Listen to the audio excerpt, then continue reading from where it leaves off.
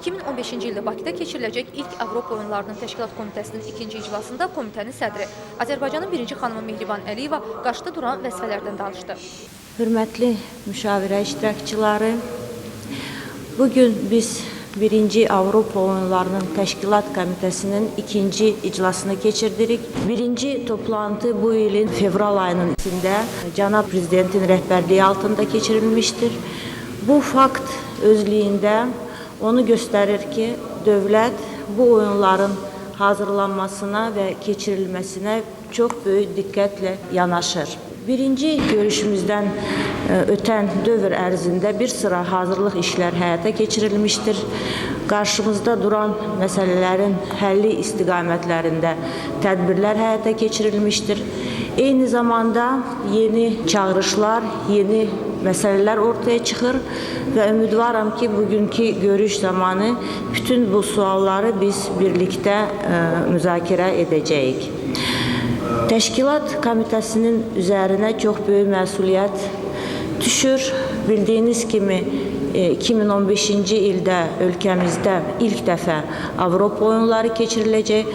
Bu vaxta qədər tarixdə belə tədbir keçirilməyib.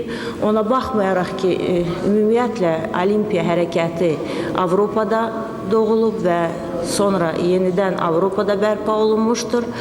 Digər qitələrdə qitə oyunları keçirilirdir.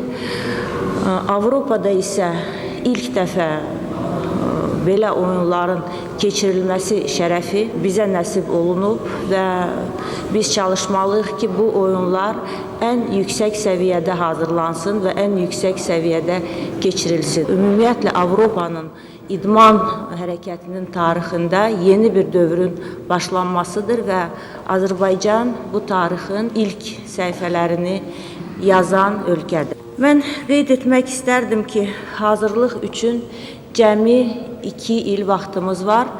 Daha dəqiq olsam, oyunların başlanmasına 98 həftə qalıb. Bu o deməkdir ki, vaxt çox azdır və ona görə biz gərək daha da fəal, daha da aktiv işləyək və dövlətin qarşımızda qoyan məsələlərin icrası üçün əlimizdən gələni edək və mən əminəm ki, buna nail olacağıq.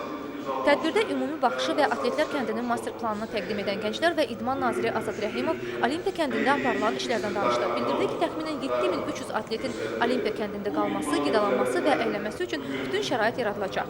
Bu məsələ ilə bağlı xarici və yerli mütəxəssislərin birgə çalışdığını deyən Azad Rəhimov, Təşkilat Komitəsinin ilk iclasından sonra keçən dövrdə Avropa oyunları ilə bağlı 18 anlaşma memorandumunun imzalandığını, oyunlarda 18 idman növünün təmsil olunacağını, daha 2 idman növü üzrə memorandumların imzalanacağının gözlənildiyini bildirdi. Mehriban Əliyeva oyunlara hazırlıqla bağlı infrastruktur məsələlərinin həllinin vacibliyini bildirdi. İdman qurğularının monitorinqinin aparıldığını qeyd etdi. Əmlak Məsələləri Dövlət Komitəsinin sədri Kərəm Həsənov Olimpiya kəndində həyata keçirilən tədbirlərin bir neçə mərhələdə reallaşacağını dedi. Avropa oyunları üzrə işçi qrupunun icraçı məsləhətçisi Dag Arnold planlaşdırma prosesi barədə məlumat verdi. Gələn həftədən kütləvi informasiya vasitələri ilə əməkdaşlığa başlanılacağını qeyd etdi. Avropa oyunlarının təhlükəsizlik üzrə məsləhətçisi, Avropa oyunları üzrə işçi qrupunun üzvü Peter Aşvin 17 gün ərzində keçiriləcək oyunların planlaşdırma mərhələsində təhlükəsizlik məsələlərinin nəzərdən keçiriləcəyini dedi. Təhlükəsizliyin dizaynının yaradılması, risklərin idarə edilməsi və nəzarət sistemlərinin yeni nəslinin tətbiqindən danışdı. Nəqliyyat naziri Ziya Məmmədov nəqliyyat yol kompleksi ilə bağlı tədbirlər planı layihəsinin hazırlandığını, bununla bağlı 13 layihənin müəyyənləşdirildiyini diqqətə çatdırdı.